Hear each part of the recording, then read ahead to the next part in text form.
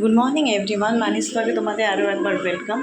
তো কালকে রাতে এই বড় ঘরটায় শুয়েছিলাম, কারণ কালকে রাতে যখন আমরা খেতে বসি তখন সোনা সোনা সোনা ডাল ফেলে দেয় খাটের উপরে। তা যাই হোক, ওই ঘরে মানে বিছনায় শোয়া যেত না। সকালে সব পরিষ্কার টরিষ্কার করেছি, গুছিয়েছি, তো তার জন্য আমরা এই বড়ো ঘরটায় শুয়েছিলাম। এই ঘরটায় সব ঠিক আছে, এই ঘরটা একটু বেশি গরম, ওর জন্য শোয়া হয় না আমাদের। তো কুলার চালিয়ে শোয়া হয়েছিল, অসুবিধা হয়নি খুব একটা। অবস্থা দেখো, ঘরটা এখন একটু গুছিয়ে নেব। তো আজকে একটু রাজবাড়িতে যাওয়ার ইচ্ছা আছে। অর্জুনের একজন অফিসের কলিগ আসবে, সে দুপুরে খাওয়া দাওয়া করবে তারা। তো যাই হোক, চলো ঘরটা গুছিয়ে নিই, তারপরে তোমাদের সাথে আবার কথা বলছি। বলো। বাবার গাড়িটা কে কিনেছে? বাবা কিনেছে। বাবা কিনেছে গাড়িটা। অর্জুন এখন বাজারে যাচ্ছে। এরা কি রোদ্দুর, সকাল না হতে হতেই রোদ এখানে। আর আমাদের কলকাতায় নাকি বৃষ্টি হচ্ছে শুনলাম। যাচ্ছে নিচে দিদি।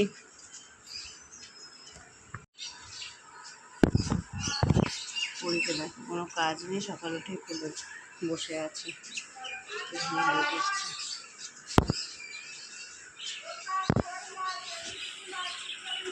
ঘরটা গুছিয়ে নিয়েছি, একটা টেবিলগুলো গুছিয়ে নিয়েছি। বসবে এখানে,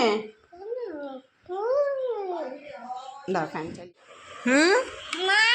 বলো। কাটো আপকে তুমি খাবে না? আপকে খাবো না। তুমি আপকে খাবে না? আমি তোমার জন্য আপকে বানিয়ে এনেছি। তুমি মন খারাপ করবো না। আচ্ছা মা, আমার খুব খিদে পেয়েছে, আমাকে খাবার দাও। খাবো তুমি দাও।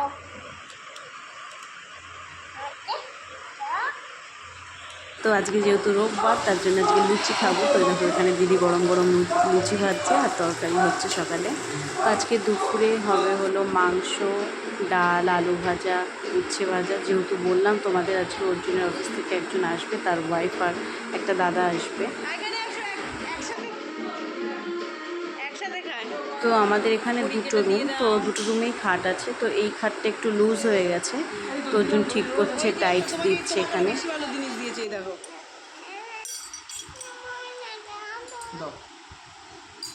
কোনটা নিবি? যেটা আমি নিচ্ছিলাম, যা, তাহলে কি করে করবো আমি কাজটা? তো আমার আর পরিশ্রান হয়ে গেছে। মাংস হচ্ছে, সকলকে অনেক বাজার টাজার করে নিয়ে এসেছে। এই যে বাজারগুলো সব ঠিকঠাক করে গুছিয়ে রেখো। হ্যাঁ,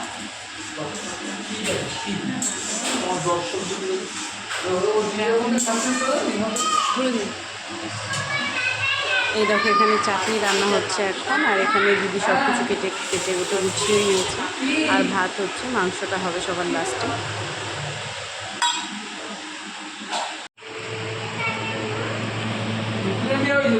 দুপুরবেলা পরীকে খাইয়ে দিয়েছি, আর আমি এতক্ষণ ছিলাম ওখানে, কিন্তু পরী ঘ্যান করছে। ও কোলে দেখো, কোলে উঠে পড়েছে, ওর যা কাজ। আর দিদি এখানে সব কিছু গুছিয়ে দিচ্ছে। আমি বললাম যে একটু দিয়ে দাও, তো সব কিছু গুছিয়ে দিচ্ছে। ওরা খাবে, তারপরে আমি আর অর্জুন খাবো। আমরা এখন 4টে বাজে, এখন যাচ্ছি ওই রাজবাড়িতে। যারা এসেছে অর্জুনের ওই অফিস থেকে, তার ওয়াইফ আর ওই দাদাটা, তো ওরা ওর জন্যই এসেছে যায় বলে। তখন দেখো ঘুমাচ্ছি, পরীকে এই অবস্থায় করে নিয়ে নেবো। তো চলো যান। আসলে আমি ড্রেস পরে বসেছিলাম, আমি আর অর্জুন, আর ওরা ওই ঘরে বসে আছে, কারণ বৃষ্টি পড়ছিল। তো এখন নতুন দেখি বৃষ্টিটা একটু কম আছে। এখানে একটা সমস্যা কি, প্রচণ্ড হেলমেট পরতে, যেটা আমি একদমই পছন্দ করি না। হেলমেট পরাটা আমার ভালো লাগে না। তো যাই হোক, হেলমেট পরতে হবে, কিছু করার নেই। তো চলো, তার জন্য চুলটা আর কিছু করিনি। চুলটা দেখো নর্মালি শ্যাম্পু করেছি, তার জন্য চুলটা নর্মালি করেছি এখন। তো চলো বেরোনো যাক। দেখো, পরীকে জুতো আর জামা পরাতে গিয়ে আমি ঘেমে জল হয়ে গেছে। পরী একদিকে খুব লক্ষ্মী, ঘুম থেকে উঠলেই কাঁদে না, আমাকে ড্রেস পরা দেখেই সঙ্গে সঙ্গে উঠে খাটে দাঁড়িয়ে পড়েছে।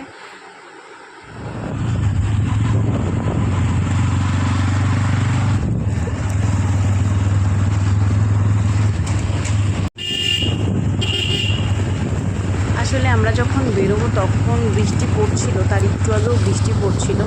ওয়েদারটা দেখতেই পাচ্ছি একটু হালকা মেঘলা করে আছে। তো ঠিক হয়েছিল যে টোটো করে যাব, আমাদের বাড়ির সামনেই টোটো স্ট্যান্ড। তো টোটো ছিল না স্ট্যান্ডে, তো তার জন্য যখন বেরোবো তখন বৃষ্টিটা কমে গেছে, তো ওর জন্যই বাইক নিয়ে যাচ্ছি আমরা।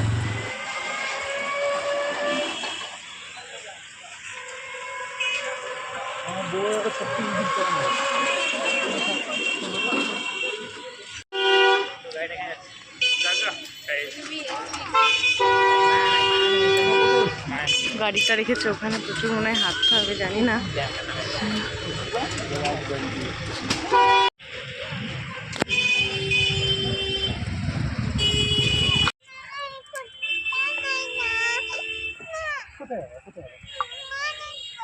ভিডিও করা যাবে না বললো, জানি না। ওগুলো মিউজিয়ামের ভিতরে ভিডিও করা যাবে না। দেখো চারপাশটা দেখায় তোমাদের, পুরো জঙ্গল।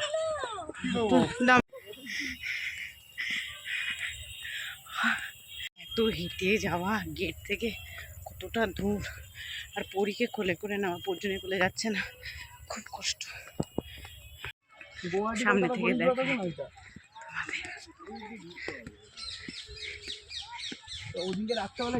জঙ্গল, দেখো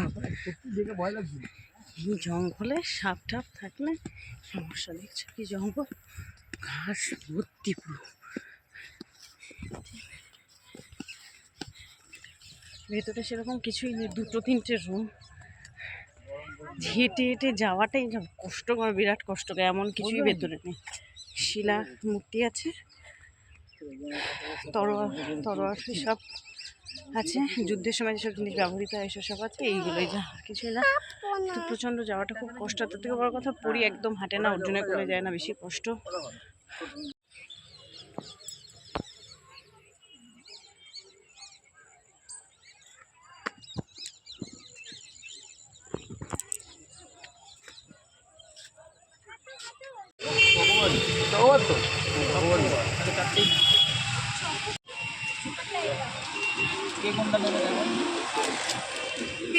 চকোবার খাবে, ফিশ খাবে? ফিশটা না, ফিশ দাও তাহলে।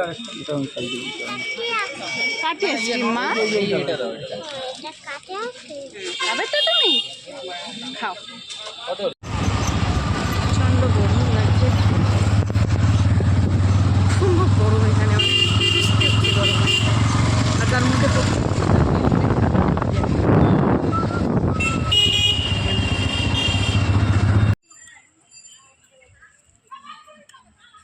দিনের বেলা না, রাত্রেবেলা হয়েছে।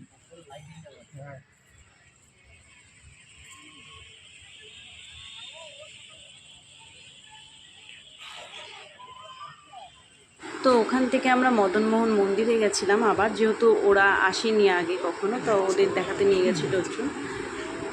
তো তারপরে ওখান থেকে চা খাই আমরা। আর পরীকে দেখো এইটা কিনে দেওয়া হয়েছে মদনমোহন মন্দিরের সামনে থেকে। পরী বলছে এটা নেব, ওখানে একটা লোক বসে বাচ্চাদের খেলনা নিয়ে, সেখান থেকে নিয়েছে। তো দিন তারপরে আমরা বাড়ি চলে যাই। আজকের বিকালটা ভালোই কাটলো। তো চলো দেখা হবে তোমাদের সাথে পরের ভিডিওতে। ভালো থেকো, টাটা।